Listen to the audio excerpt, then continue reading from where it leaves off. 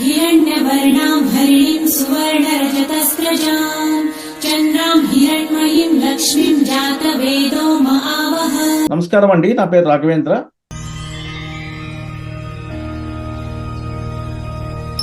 ఈ కార్యక్రమం ప్రత్యేకించి ఒక ముఖ్యమైన టాపిక్ గురించి మాట్లాడటానికి ఈ వీడియో చేస్తున్నాను. ఈ టాపిక్ ధనం గురించి, అంటే మన డబ్బు గురించి. సో మనిషి జీవితంలో డబ్బు చాలా ప్రధానమైన పాత్ర పోషిస్తుందని మీకు తెలుసు. దాంతోపాటు ఆరోగ్యం కూడా చాలా ముఖ్యమైనది. కానీ ప్రత్యేకించి డబ్బు గురించి ఎందుకు అంటే, మన పెద్దవాళ్ళు చెప్పినట్టు ధనం మూలం ఇదం జగత్. సో ఏ పని జరగాలన్నా సరే ఈ రోజుల్లో ధనం చాలా ముఖ్యమైంది. కాబట్టి ధనం ఎప్పుడు వస్తుందో తెలుసుకుంటే మన జీవితాన్ని సక్రమంగా ప్లాన్ చేసుకోవడానికి అవకాశం ఉంటుంది. దాంతోపాటు మనకి ఎన్నో ఎన్నో కార్యక్రమాలు, ఎన్నో పనులు కూడా డబ్బుతోనే ముడిపడి ఉంటాయి దైనందిక జీవితంలో. కాబట్టి ఆ డబ్బు అనేది మన మన జీవితాల్లో, మన జాతక చక్రంలో గురించి తెలుసుకోవచ్చా, జ్యోతిష్యం ఏమన్నా సహాయం చేస్తుందా దాని గురించి సమాచారం వెలికి తీయటానికి, అంటే ఎవరైనా జన్మ జాతకంలో ఈ డబ్బు యోగం ఉందా లేదా తెలుసుకోవడానికి అవకాశం ఉందా అనేది ఈ కార్యక్రమం యొక్క ముఖ్య ఉద్దేశము.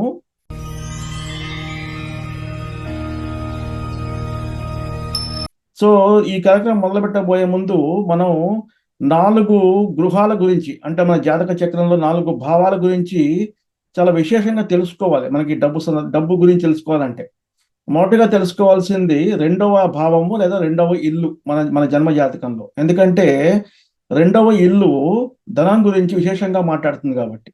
దాంతోపాటు లగ్నం, మన శరీరం, మన కష్టం. తర్వాత 5వ భావము లేదా 5వ ఇల్లు అంటే మన అదృష్టం. దాంతోపాటు 9వ భావము లేదంటే భాగ్యస్థానము. సో ఈ 4 గృహాల గురించి లేదా 4 భావాల గురించి మనం తెలుసుకొని వాటికి ఉన్న కనెక్షన్స్, అంటే వాటికి ఉన్న సంబంధాల గురించి కనుక మనం తెలుసుకుంటే ఆ వ్యక్తి జీవితంలో ఎప్పుడో ఒకప్పుడు విశేషమైన ధన ప్రాప్తి కలుగుతుందని నిరూపితమైంది.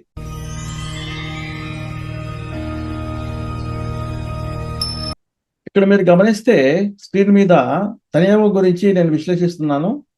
మనం ఇందాక చెప్పుకున్నట్టుగా 2వ భావాధిపతి గనక మన జన్మ జాతకంలో లగ్నాధిపతితో కానీ, అంటే ప్రత్యక్షంగా లగ్నాధిపతి కానీ, లగ్నంతో కానీ, ఆ లగ్నాధిపతి యొక్క నక్షత్రాలతో కానీ, లేదా పంచమాధిపతితో కానీ, పంచమ భావంతో కానీ, ఆ పంచమాధిపతి యొక్క నక్షత్రాలతో కానీ, భాగ్యాధిపతి అంటే 9వ ఇంటితో కానీ, 9వ ఇంటి అధిపతితో కానీ, ఆ 9వ ఇంటి అధిపతి యొక్క నక్షత్రాలతో కానీ కనుక 2వ భావాధిపతి కనుక ప్రత్యక్షంగా లేదంటే పరోక్షంగా సంబంధం ఏర్పడితే ఆ వ్యక్తి విశేషమైన ధనం సంపాదిస్తాడని మనకు అర్థమవుతోంది.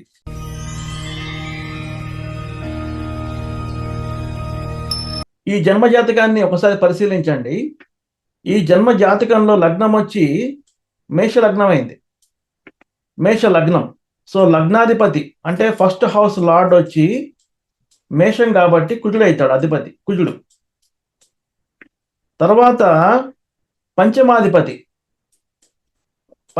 వచ్చి ఇక్కడ పంచమ స్థానం వచ్చి సింహరాశి అయింది, సింహరాశి కాబట్టి సింహరాశికి అధిపతి వచ్చి రవి కదా. తర్వాత 9వ ఇల్లు, 9వ ఇంటికి అధిపతి వచ్చి ఇక్కడ ధనుర్రాశి కాబట్టి దీనికి అధిపతి వచ్చి గురువు.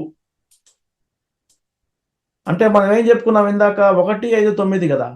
లగ్నాధిపతి కుజుడు, పంచమాధిపతి రవి అయ్యాడు, భాగ్యాధిపతి లేదంటే నవమాధిపతి గురువు అయ్యాడు, ద్వితీయాధిపతి శుక్రుడు. ఎందుకంటే ఇది వృషభ రాశి కాబట్టి వృషభ రాశికి అధిపతి శుక్రుడు. ఆ శుక్రుడు గనక కుజుడితో కానీ, అంటే లగ్నాధిపతితో కానీ, లేదా పంచమాధిపతి రవితో కానీ, లేదంటే గురువుతో కానీ ప్రత్యక్షంగా లేదంటే పరోక్షంగా సంబంధం ఏర్పడినా కూడా ఆ వ్యక్తి, అంటే ఆ జాతకుడు అత్యంత ధనవంతుడు అవుతాడు. ఇప్పుడు మీరు ఇక్కడ గమనిస్తే శుక్రుడు విశాఖ నక్షత్రం మీద చూడండి, విశాఖ నక్షత్రం మీద ఉన్నాడు. విశాఖ నక్షత్రానికి అధిపతి ఎవరు? విశాఖ నక్షత్రానికి అధిపతి గురువు. గురువు ఈ జాతకంలో భాగ్యాధిపతి కదా. అంటే శుక్రుడు విశాఖ మీద ఉండి గురువుతో సంబంధం ఏర్పడుతుంది. శుక్రుడికి గురువుకి, అంటే శుక్రుడికి 9వ భావానికి సంబంధం ఏర్పడుతుంది చూడండి ఇక్కడ ఒకటి. తర్వాత గురువు ఇక్కడ మిథునంలో కూర్చొని తన పంచమ దృష్టితో శుక్రుడిని చూస్తున్నాడు. అంటే శుక్రుడికి గురువుతో కూడా సంబంధం ఏర్పడుతుంది ప్రత్యక్షంగా కూడా. అంటే నక్షత్రం మీద ఉండి పరోక్షంగా గురువు చూడటం వల్ల పంచమ దృష్టితో శుక్రుడిని అంటే ధనాధిపతిని భాగ్యాధిపతి చూస్తున్నాడు ఇక్కడ. కాబట్టి పరోక్షంగా ప్లస్ ప్రత్యక్షంగా కూడా ఇక్కడ ధనాధిపతికి 1, 5, 9 అధిపతులతో కానీ ఎవరో ఒకరితో కానీ, లేదంటే ఇద్దరితో వైవాన్ అవ్వచ్చు, ముగ్గురితో కూడా కావచ్చు. ఒకరితో అయితే సరిపోతుంది, కానీ ఇద్దరు ముగ్గురితో అయితే ఇంకా విశేషమైన ధనం అన్నమాట. కాబట్టి ఏ విధంగా చూసినా కూడా ఇక్కడ ధనాధిపతికి భాగ్యాధిపతికి సంబంధం ఏర్పడుతోంది. దాంతోపాటు ఇక్కడ చూడండి, లగ్నాధిపతి కుజుడు కదా, కుజుడు ఇక్కడ ఉండి తన తన 4వ దృష్టితో కూడా ధనాధిపతి శుక్రుడిని చూస్తున్నాడు ఇక్కడ. కాబట్టి దీంతో పాటు శుక్రుడికి గురువుతో పాటు లగ్నాధిపతి కుజుడితో కూడా సంబంధం ఏర్పడుతుంది. చూసారా, ఇది విశేషం అన్నమాట. కాబట్టి ఇలాంటి జాతకాలు ఏవైనా సరే ధనాధిపతికి లగ్నాధిపతితో కానీ, పంచమాధిపతితో కానీ, భాగ్యాధిపతితో కానీ ఒక్కళ్ళతో సరిపోతుంది. ఒక్కరితో అయినా, ఇద్దరితో అయినా, ముగ్గురితో అయినా సంబంధం కనుక ఏర్పడితే ఆ వ్యక్తికి విశేషమైన ధనప్రాప్తి ఉంటుందని తెలుస్తోంది.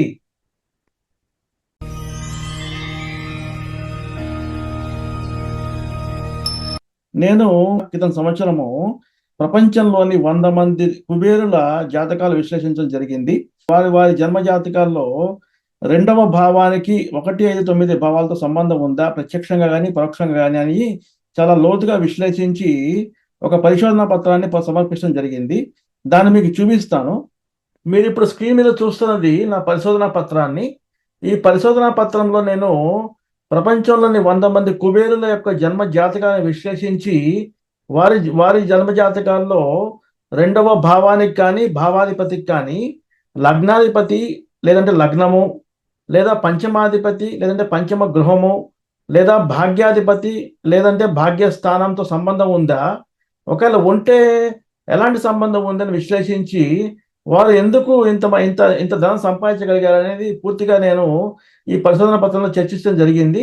మీకు చూపిస్తాను. ఈ టైటిల్ చూడండి, millionaire or billionaire, can astrology unveil financial destiny, a rigorous analytical inquiry into astrological attributes and their impact on wealth, part 1 అనమాట. ఇంకా చాలా పార్ట్స్ వస్తాయి. క్రితం సంవత్సరం ఆగస్టులో ఇది ప్రచురితమైంది. నేను కిందకి స్క్రాల్ చేసి మీకు కొన్ని రూల్స్ చూపిస్తాను, రాసిన రూల్స్. ఇందాక మీకు నేను ఎక్స్ప్లెయిన్ చేసిన రూల్స్ ఇక్కడ ఉన్నాయి. 2వ భావానికి సంబంధం, 1వ భావానికి సంబంధం ఉండాలి, రెండవ భావానికి 5వ సంబంధం ఉండాలి, 2వ భావానికి 9వ సంబంధం ఉండాలి, అంటే వాళ్ళ నక్షత్రాల సంబంధం ఉండాలని చెప్పి ఇక్కడ పూర్తిగా విశ్లేషించడం జరిగింది. దాంతోపాటు ప్రపంచ కుబేరులు ఒక 100 మంది డీటెయిల్స్ ఇక్కడ ఇవ్వడం జరిగింది. రైట్ సైడ్లో అనాలిసిస్ కాలంలో మొత్తం నేను రాశాను. రెండో భావానికి 1, 5, 9 సంబంధం ఉందా, ఒకవేళ ఉంటే ఏ విధమైన సంబంధం ఏర్పడింది అని కూడా మొత్తం నేను ప్రచురించడం జరిగింది. నేను ఈ లింక్ మీకు వీడియో డిస్క్రిప్షన్లో ఇస్తాను. ఆసక్తి ఉన్న వాళ్ళు దీన్ని లింక్ని క్లిక్ చేసుకొని మీరు పేపర్ డౌన్లోడ్ చేసుకొని మీరు చదువుకోగలరు.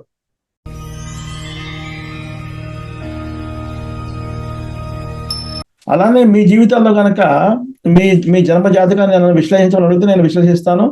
విశ్లేషించి మీకు ఇలాంటి ధనయోగాలు ఉన్నాయా లేదా అని చెప్పి మీకు తెలియజేయడం జరుగుతుంది. కాబట్టి నన్ను ఎలా సంప్రదించాలో ఈ వీడియో చివరిలో నేను QR కోడ్ రూపంలో ఇచ్చాను. దాని ద్వారా నన్ను సంప్రదిస్తే మీకు సహాయం చేయగలుగుతాను. ఉంటానండి. ఓం